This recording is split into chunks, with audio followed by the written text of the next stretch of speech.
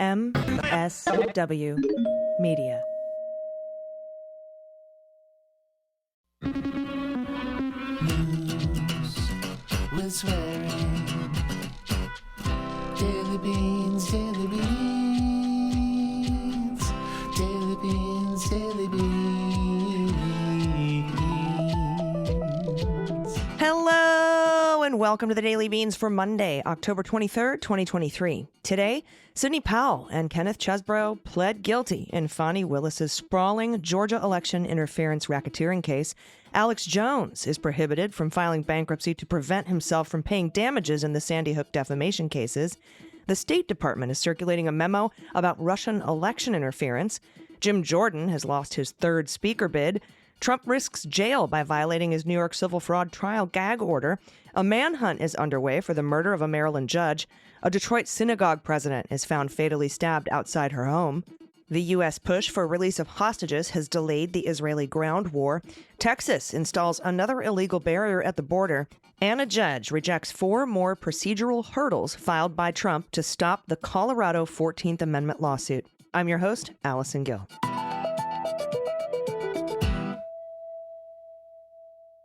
Hey, everybody. Happy Monday. I hope you had a great weekend. Pete and I had a great time on Friday's Patron Happy Hour with Cleanup on Aisle 45 and Daily Beans podcast patrons. Thank you for that. And there is a new episode of Jack out. Just came out Sunday. Check that out. And I hope the patrons of this program enjoyed my weekly wrap-up that came out yesterday as well. Dana's out this week. She's traveling, raising money for some amazing causes. So I'll be holding down the fort. But I have a big week of guests planned, including the host of Tell Me Everything on Sirius XM Progress, John Fugelsang, Mr. Justice Matters himself, Glenn Kirshner, the incredible Georgia reporter for Lawfare, Anna Bauer, Palm Beach County District Attorney Dave Ehrenberg, and today I'll be joined by my co-host of the Cleanup on Aisle 45 podcast and author of the book Compromised, former counterintelligence chief at the FBI, Pete Strzok. So I'm looking forward to that interview. I do have a couple of quick hits today before we get to the hot notes. And to make a long story short, too late. All right, first up, Sidney Powell and Kenneth Chesebro, the Cheese and Kraken, have pled guilty in the Fulton County RICO case. And that brings us down to 16 defendants, if you add Scott Hall, who also pled guilty a while ago. And I'm sure more will follow. The dominoes are falling. Andy and I, Andy McCabe, we discussed the implications on the federal election interference case on the latest episode of Jack.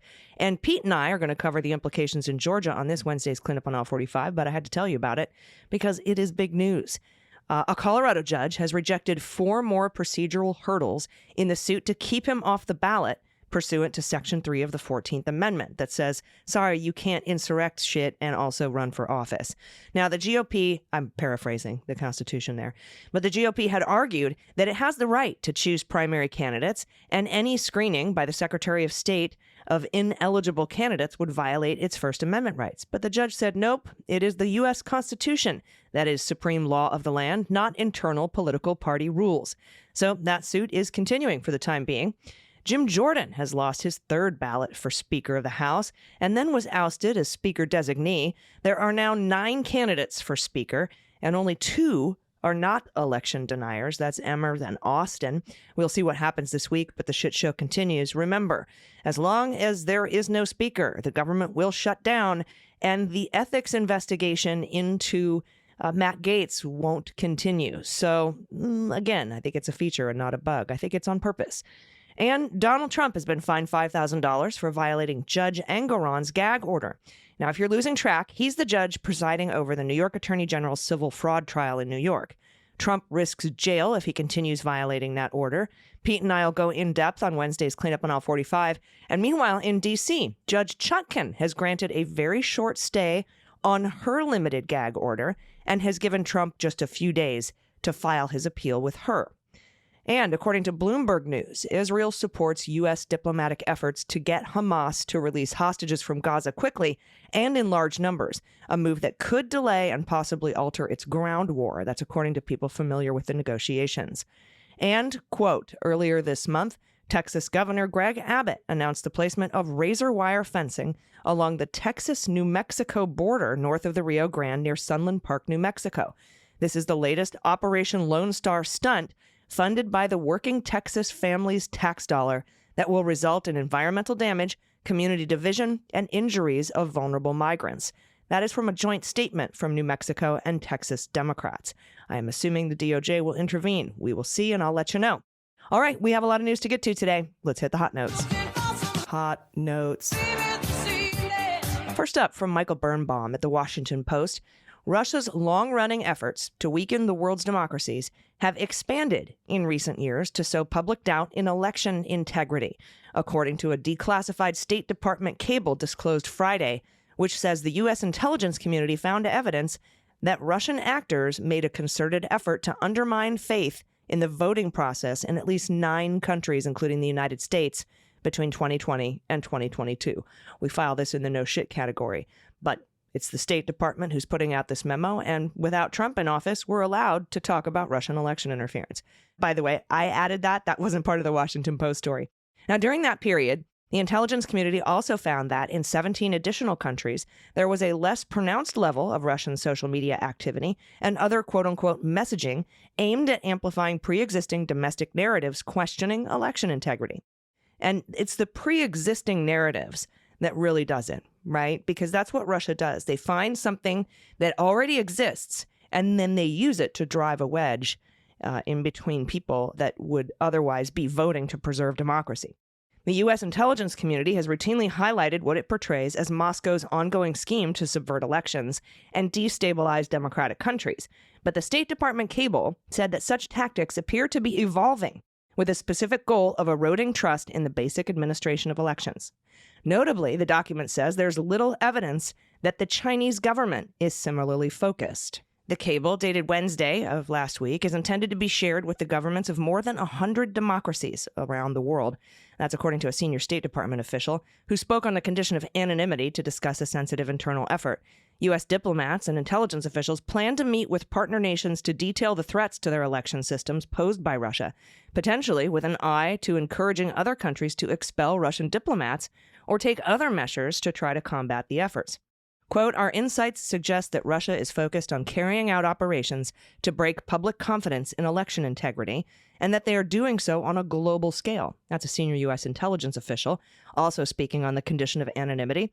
Quote, our information indicates that senior Russian government officials, including the Kremlin, see value in this type of influence operation and perceive it to be effective in undermining confidence in the outcomes and legitimacy of the elected government. Now, the cable cited an example of one 2020 election in an unidentified European country in which the Russian Federal Services Security Agency, also known as the FSB, covertly attempted, through proxies, to deploy agitators to intimidate campaign workers, organize protests on Election Day, and sabotage overseas voting. Sounds familiar. During a 2022 election in an unidentified South American country, the cable said Russia used the messaging app Telegram to seed false coverage of alleged fraud, and Russian trolls used multiple social media platforms to amplify concerns about post-election instability. I remember that happening. The Russian government has denied that it seeks to subvert other countries' elections, although the former head of the Wagner Group, Yevgeny Prigozhin, did say last year he had worked to interfere in U.S. elections. A 2018 federal indictment charged him with running the troll factory, in which his workers tried to seed conflict on Facebook, Twitter, and other platforms ahead of the 2016 election. Prigozhin was killed in August when his plane exploded after leading an uprising against the Russian military's handling of the war in Ukraine earlier this year.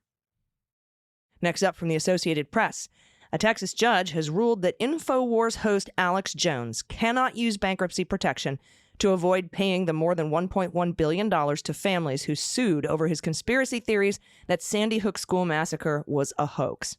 The decision is another significant defeat for Alex Jones in the wake of juries in Texas and Connecticut punishing him over spreading falsehoods about the nation's deadliest school shooting.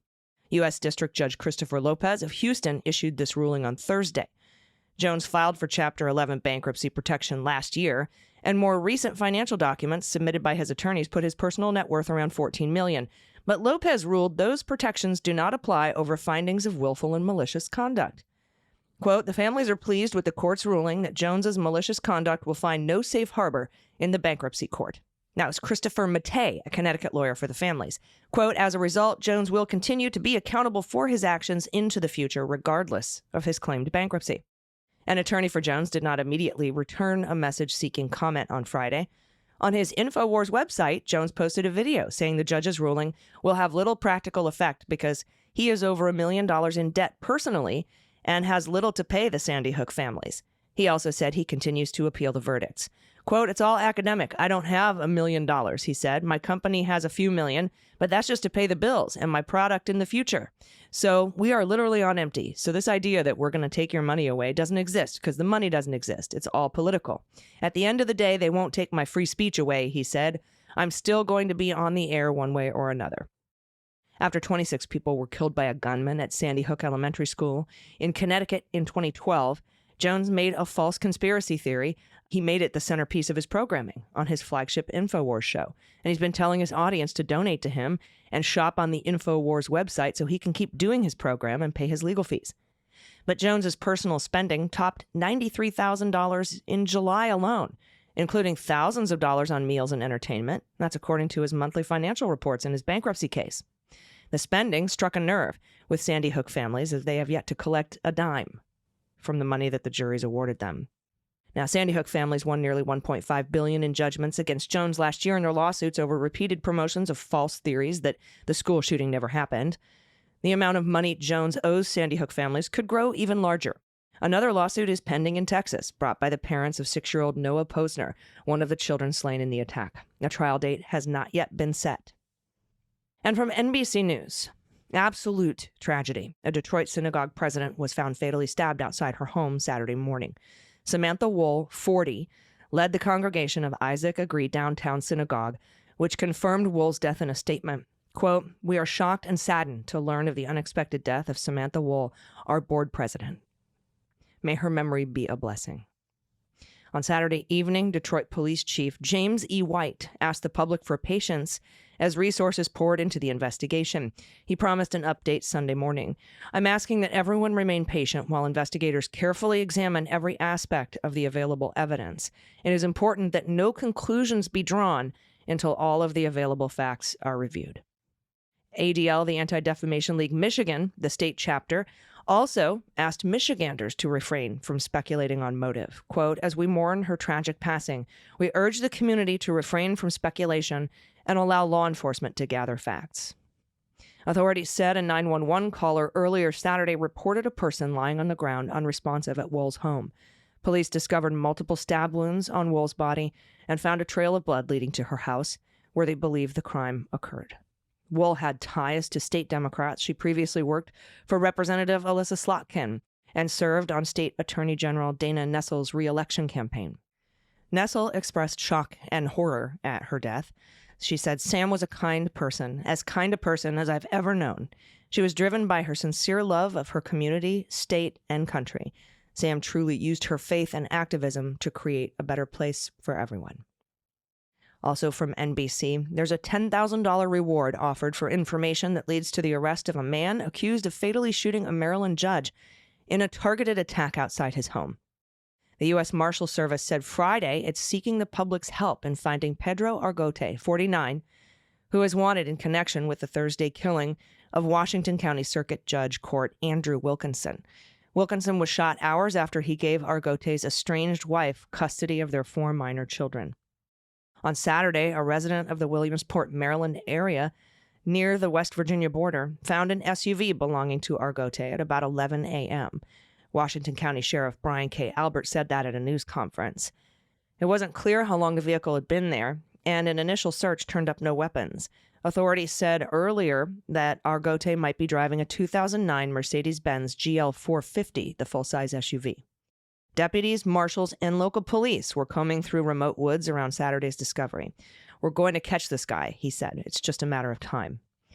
Argote has ties to multiple areas outside Maryland, including Brooklyn and Long Island, Columbus, Indiana, and Tampa, and also Clearwater, and that's in Florida. And that's the Marshal Service telling everyone that in a news release.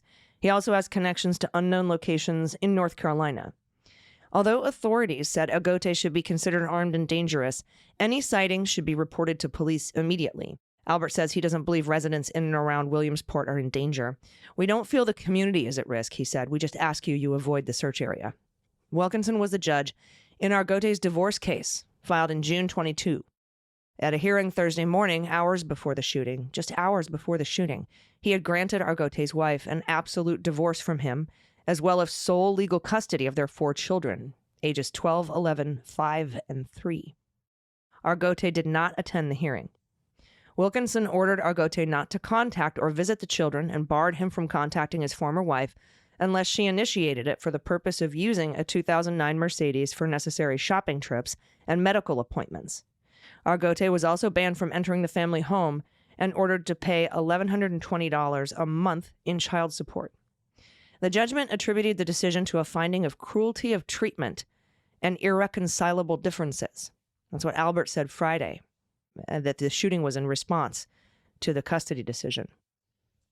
In June 2022, the wife filed a domestic violence petition against Argote, alleging there had been physical abuse against one of their daughters. She wrote that she felt unsafe because Argote would keep a weapon on him, and she feared he would try to take the children away from her. She also accused him of harassing her through emails and text messages, watching her through the home's security cameras, and controlling her emotionally and financially. The petition was dismissed less than 2 weeks after she filed it. Attorney Michael Gast, who briefly represented Argote in the case, said Saturday that he persuaded the wife's attorney to dismiss the petition because Gast felt there was a lack of evidence. He declined to elaborate. Gast, who removed himself after having represented Argote for about 3 months, said that his former client was a, quote, very quiet guy, and that he was surprised by the alleged crime. Yeah, they're always very quiet guys. I have personal experience with this. Being controlled, coerced, filmed, recorded, tracked, stalked. It's terrifying. And I know the Supreme Court is getting ready to hear a case about whether people who have restraining orders for domestic violence against them should be allowed to have firearms. That's terrifying to me. All right, we need your good news. Send it to us at dailybeanspod.com. Click on contact. We'll get to the good news, but first, I want to talk to Pete Strzok about the Russian election interference story, and we'll do that right after the break. Stick around. We'll be right back. After these messages, we'll be right back. Hey, everybody. Welcome back. I'm happy to be joined today by my co-host of Cleanup on Aisle 45, also the author of Compromised, Counterintelligence and the Threat of Donald John Trump. Please welcome Pete Strzok. Hey, Allison. It's great to talk to you outside the context of all of Trump's crime. we can talk about more problems like his counterintelligence vulnerabilities. Yes, more problems. So everybody's familiar with the story from the Washington Post that I spoke about in the A block there, but I really wanted to get an expert's opinion on this because when I read it, I felt like, this didn't seem like news to me, and I'm wondering why it's being treated as such. Yeah, I agree with you. I mean, this isn't something that is particularly novel. We saw it, going back to 2016 in the U.S. that, various U.S. reports indicated that the Russians were actively probing election infrastructure, presumably with the goal of undermining faith in the electoral process. And while the federal government didn't say who those states were, at least Ron DeSantis, I think, in Florida said, yeah, we were. Like, there were some systems in Florida that were breached by the Russians. But I think look, it's not just talking about the United States, at least according to the article. It talks about at least 17 nations overseas. It seems like something the journalist who wrote about it has the State Department beat, and this is a State Department cable, so it strikes me as a little bit of like State Department PR trying to highlight the fact that there's, a threat broadly from Russia to try and undermine faith in the voting process. And again, that's a fertile place if you're Russia to try and attack. They've done it in the past. I would expect they'd do it now and in 2024, but you're right. This is not something reading through it. I didn't see anything in there that was like, holy cow, this is new and a profound shift in what the Russians are doing. It is very much, I think, in line with what they've been trying to do. And I think something, very common sense, right? Given the way that Trump in particular, but others are trying to say and hang every act on, you can't trust the vote, for the Russians to sort of glom onto that makes too much sense. And that they would do it not only in the U.S., but around the world to generally undermine democracy makes total sense. I mean, it's a good point, but there's nothing new here in my mind. I think the only thing that shifted is the fact that we don't have Donald Trump in the White House anymore. And so we're allowed to talk about Russian election interference in the State Department or at the Department of Homeland Security. We don't have to take the word Russia out of reports. We don't have to curb or curtail our briefings to Congress or our State Department memos. I think that's actually the shift that somebody should probably be focusing on, that we're now actually allowed to point this out. But you're right. I think that the document that came out, over 100 democracies are being targeted, and they gave some very specific examples. Well, vague examples, a South American country, I think, a European country. Pete, why don't they tell us where this is happening, or is that up to those individual countries to call that out? I mean, I think, look, at the end of the day, my read was that they're sharing it with at least 100 democratic nations around the world. This is kind of a sort of like the equivalent of a DHS terror bulletin, but that State Department is giving to democracies around the world. I think some of them, on the sophisticated side, if some political econ officer goes and briefs his French counterpart, the French counterpart is going to say, yeah, no shit. But I don't, again, depending on, I don't know that there thanks for about time you caught up with us, United States. Yeah, I think this is more, you're right. We don't have John Radcliffe running around directing everybody to, you must include China, you must include Iran. It's just talking about, and in fact, according to this, it says the U.S. doesn't see China doing it. In other words, it is just a Russia thing. You see even specifically saying China isn't. That's another big difference, right? You're right. I didn't think about that, because that was something that he was doing, specifically making sure that China and Iran were included in these types of bulletins. And now they're specifically saying that China is not. Right. And generally, like in terms of diplomacy, usually you don't want to put the onus on, you don't want to put the spotlight on other nations, right? You don't want to say we brief the list of these 92 countries, because then all of a sudden each and every one of those countries start getting questions from their electorate, getting questions from their press. So, you just say, hey, we're going to do it. And if those foreign nations decide they want to say, oh, we got this briefing from the Department of State, they can do it. But you let the foreign governments decide how they want to handle it and how they want to handle like the public nature or not of getting that briefing. But again, this strikes me a little bit like, thinking back to those, the bullshit weaponization committee, when they brought in all those ex-Twitter employees who were sitting there saying, yeah, the FBI came to talk to us and really, well, we kind of knew all of it, and I'm not sure why. It felt like a waste of our time, but we heard them out because they were just trying to come to give us information. I think it's the same sort of thing, but it does highlight, and I would read it separate from this article. If you're on the Washington Post, there's an amazing article talking about Russian disinformation in sub-Saharan Africa and how it has been used across several sub-Saharan West African nations to install pro-Russia regimes. And there's a lot of detail in it, and I think it came out last night. And that, compared to this article, that was like very like, wow, shit. It's there is a lot of effort being put into sub-Saharan Africa by Russia, and even post-Prigozhin, wherever Wagner is or isn't going, that desire to stay involved in meddling in the political sphere and using disinformation in that context, that was a great article. This one, but. Yeah, but you couple that with the kind of increase in Russian disinformation we're seeing on the former Twitter platform, now known as X, I still call it Twitter, that I think is maybe by design. But, we just had the Supreme Court, Steve Vladeck, who is a really great con law professor and an expert at Supreme Court. The Supreme Court has just frozen the Louisiana District's court ruling that would have barred wide range of contacts between executive branch officials, the Biden administration, and social media companies. So, of course, Alito and Thomas and Gorsuch dissented. Gorsuch said, yeah, we would have like stopped the government. Right. But I think that as being allowed to go forward right now is like, I am breathing a huge sigh of relief, because that is exactly the kind of stuff that needs to be tamped down. And I think that, when we find out through Hunter Biden's lawsuit against Rudy Giuliani that they all hacked him and, stole all of his stuff, that maybe it was the right thing to do to suppress that New York Post story on Twitter. And so talk a little bit about the implications of the Supreme Court freezing that that Louisiana judge's decision. Yeah, I mean, on the one hand, I'm glad they stayed that district court decision. On the other hand, I am concerned about, given this already group of 3 that indicated that they'd leave it in place, I don't know where your swing votes are going to go in this. But look, a couple of things that on a tactical level, what really bothered me about the district court finding, which again, your listeners may remember was issued with great flourish on the 4th of July, because what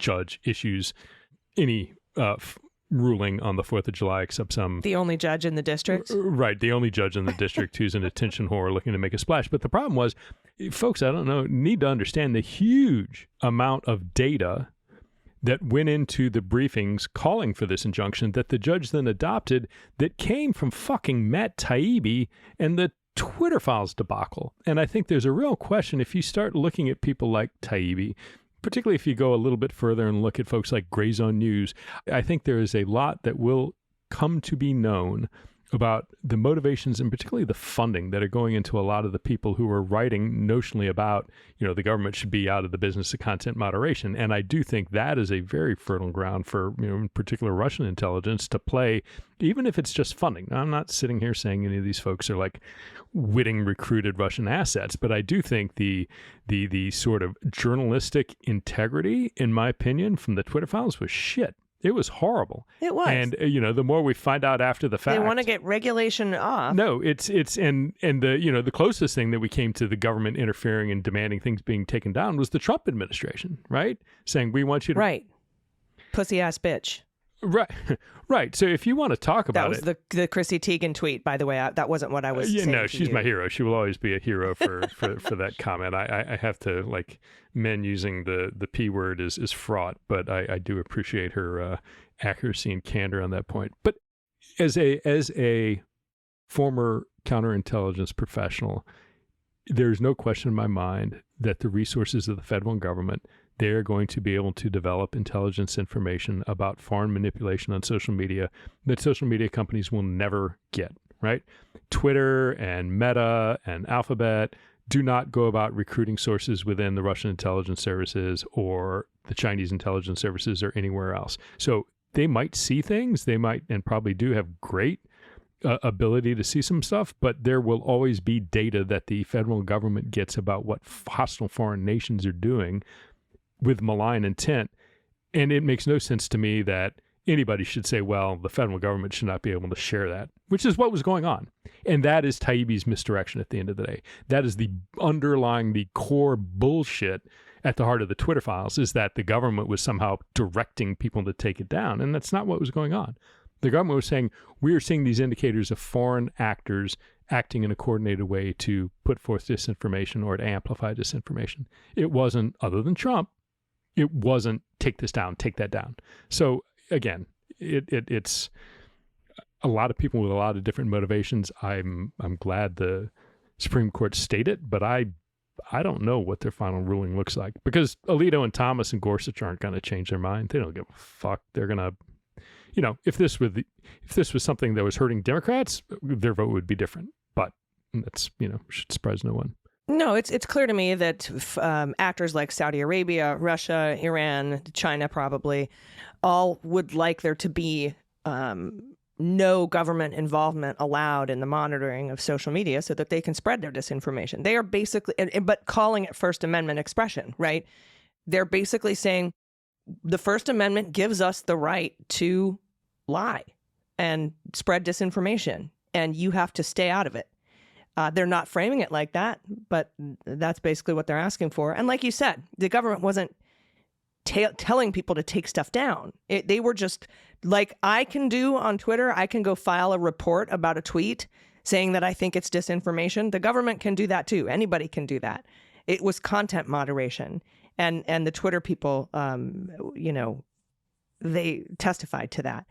So we'll see what ends up happening. But that's the global push, isn't it? And I think that they're trying to do that with this Washington Post story, with this memo. That's a warning. Like, look, they're trying to come out here and take away our faith in the election process. And they're doing it by spreading disinformation on social media platforms and other ways, too.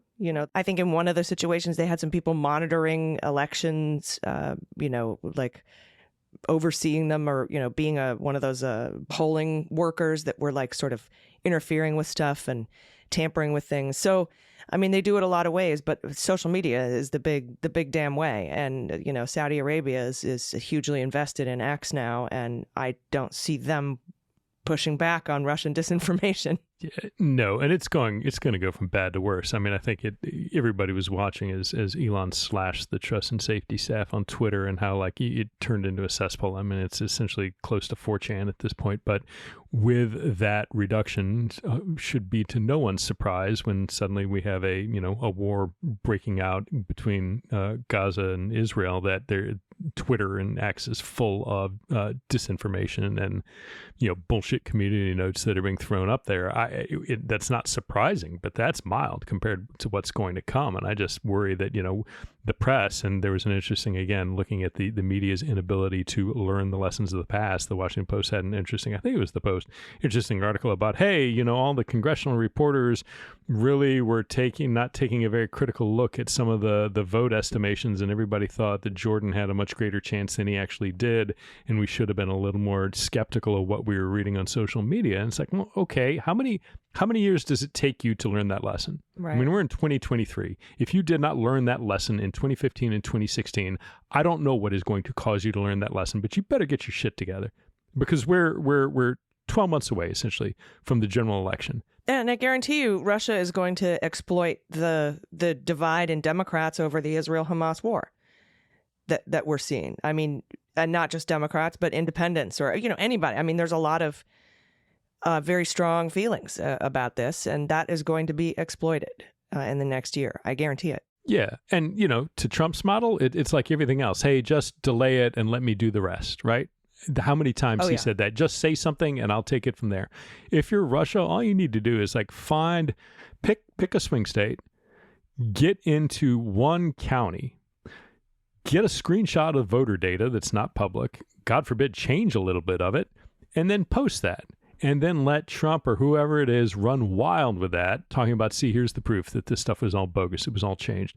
You don't need to undermine and create doubt. I mean, that doubt's already there, and let alone, you could create a deep fake of it, a falsified record. But I think, given part of the thing, too, that your listeners may or may not know, it's not the federal government doesn't have some standard for voting systems. Those are by design given to the states, and the counties independently do that. So it's not like the federal government can come in and say, you must not use this system or use this system or implement the security protocol. That's a state issue, voting, the infrastructure and conduct of the voting. So you have as many different systems as there are counties in the United States of America. Now, there are not a lot of infrastructure producers, right? You still have Smartmatic and Dominion, and they're not that many. But the fact is, if I'm on the Russian side, if I'm on the Russian cyber side trying to hack in, I've got a target list of every county in Pennsylvania, in Michigan, in Wisconsin, in Ohio, pick Arizona, pick your swing state. And all I need to do, Allison, is find one and get in there and delete 2,000 records or change 2,000 records or just take a screenshot of all the voters with their home address and then post that. And then wherever Trump doesn't win or wherever he's behind, he just takes that tweet and amplifies it and says, see, look, it's fraud. I really didn't lose. Yep. So I'm not, the government made a lot of noise, and I think accurately, that, 2020 was the safest election we've had in our nation's history. But I hope nobody has a complacent sense of we've got this covered, because I don't think we've got this covered. No, I don't think anybody in this administration does. So hopefully they'll be looking for that. And also, by the way, the fact that the states are the ones to administer their own elections is something that might end up putting Donald Trump in prison because of what he did on January 6th. So Right. And as you can hear, if you tune in to Clean Up on I-45, that is, Georgia is, Arizona is, Michigan is, because it is the states who do this, either both the conduct of the elections is in addition to the whole electoral process, those are the factors that provide some durability to the criminal justice system when you get somebody trying to stage a multifaceted insurrection with so much crime. Crime. It also puts the president and his chief of staff and his lawyers out of the realm of the outer perimeters of their job to have anything to do with these states' elections. So that, those were many of the reasons that all of their motions to dismiss have been and will be thrown out. So we'll see. We'll be following it. I hope the Circuit Court of Appeals agrees with you on that. I think they will, but we'll see. I think I don't see how they could not possibly do anything other than agree that this was not within even the outer bounds of his official duties. I'm sure they will. And I'm sure the Supreme Court will too. Otherwise, they open up the door to having President Biden put in all sorts of safeguards for elections. Other than Thomas Alito and... Yeah. All right. Thank you so much for joining me today, talking about this story. Everybody, you need to get your copy of Compromised if you haven't. It's truly an incredible book. Plus, you get the entire ghost stories in there, which you don't want to miss. So everybody pick it up. It's called Compromised. It's by Pete Strzok. And check us out over on Clean Up on All 45 this Wednesday. Pete, thanks for talking to me. Yeah, of course, Allison. Great to talk. Everybody, we'll be right back with the good news. I step off the plane, and there is a van with a couple guys with Uzis. And one of them in broken English said, "Welcome to Bogota, John."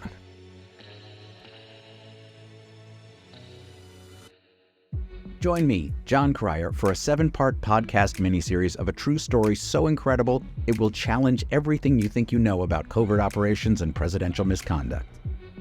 In 1985, John Mattis was a Miami public defender who was completely unprepared for his first client.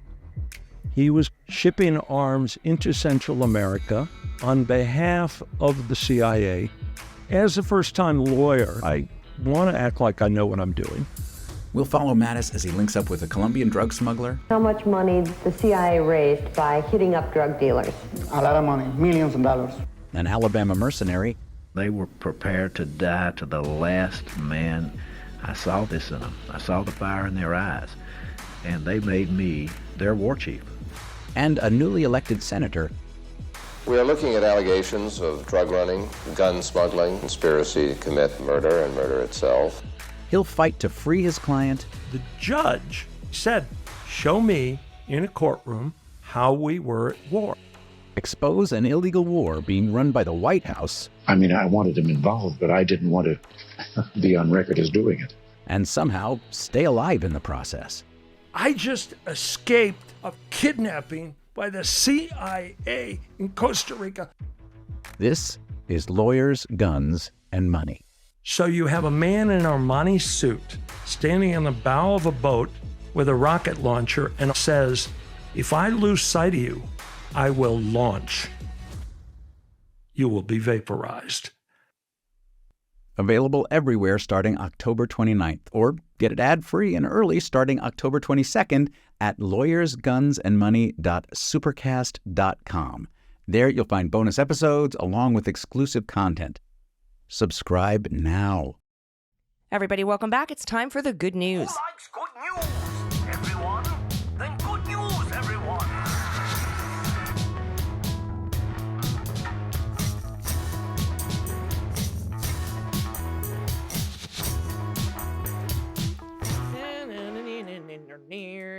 Good news, good news. And if you have any good news, confessions, corrections, you want to play What the Mutt, opine on the bovine, find the cat, what the heck wine, I guess horse breeds, cow breeds, I only know one.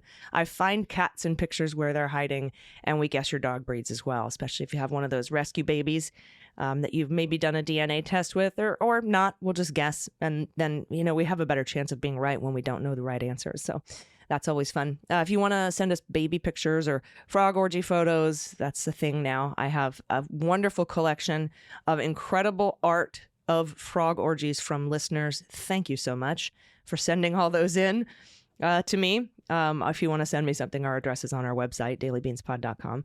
If you want to give a shout out to a loved one or yourself, something cool you're doing, if you want to send us your theses or dissertation titles, those are fun. Whoopee stories, blankie stories, stuffed animal stories. Shout out to a local business in your area that could use some support, or your local business. I know we've got a lot of entrepreneurs and makers and creators here in the Leguminati. You can send that to us. Whatever your little heart desires, send it to us at dailybeanspod.com and click on contact. First up, from Punk Rock Liberal, pronouns he and him. Hi, Beans Queens. Y'all are awesome, and I look forward every day to your podcast. I listen to all three. Thank you, Punk Rock Liberal. I've become the guy at work to find out what shenanigans are afoot in the United States. I'm in Canada, by the way.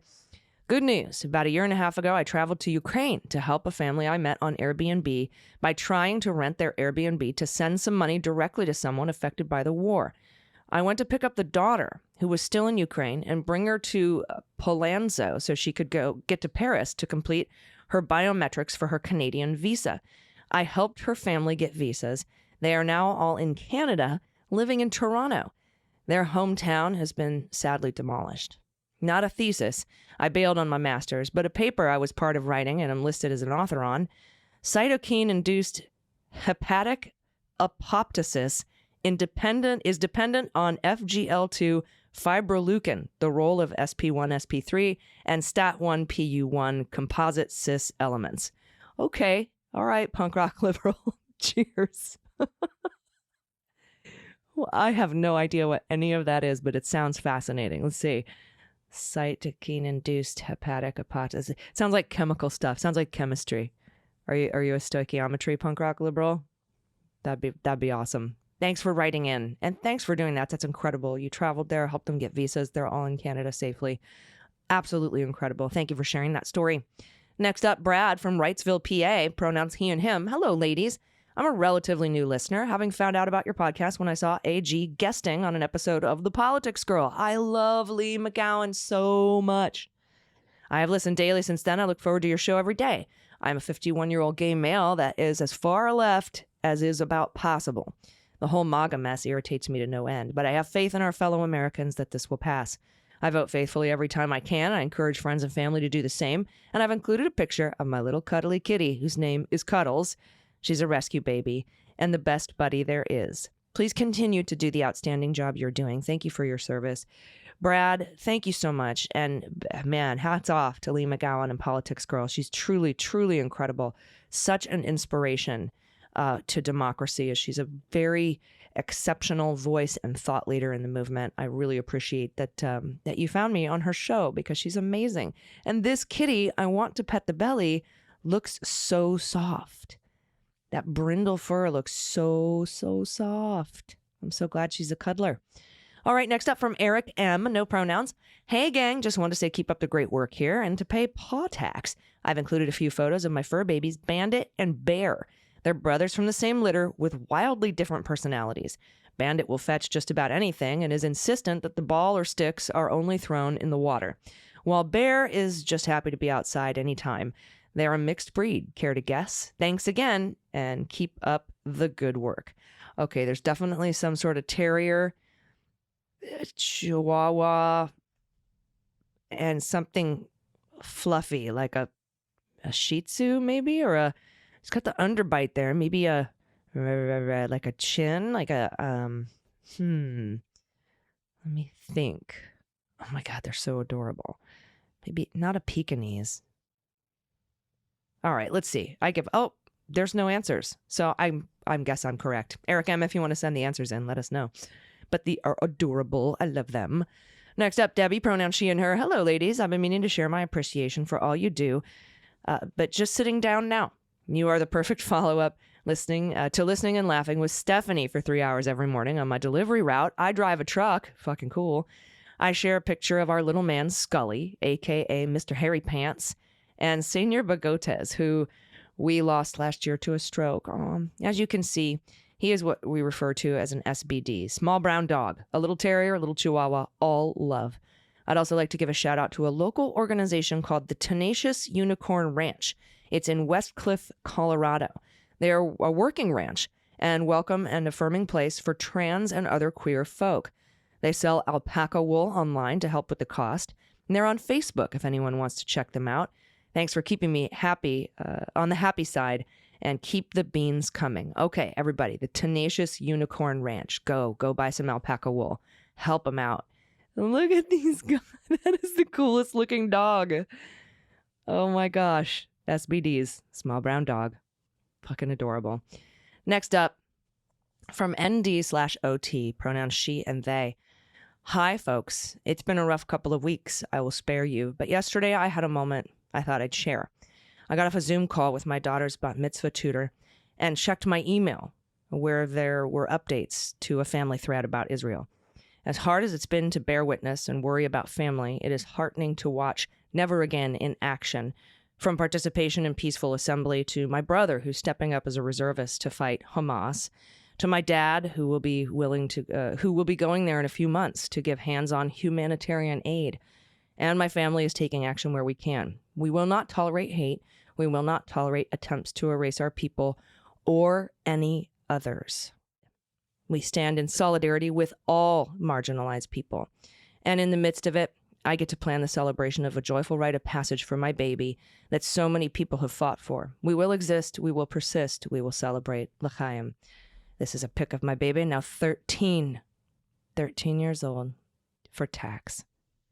I'm sending this to Dana. I know she's not here this week, but I'm sending this baby picture to Dana because it's absolutely adorable.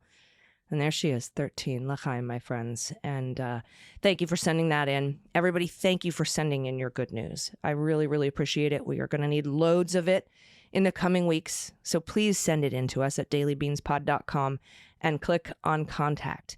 Thank you so much. I hope you had a restful weekend. And we'll be back in your ears tomorrow. I think who do we got tomorrow? Let me check my old calendar and let you know of the amazing guests that we have this week. Tomorrow, we're going to have, a Palm Beach County District Attorney, Dave Ehrenberg. You've seen him on MSNBC. He's been on this program before.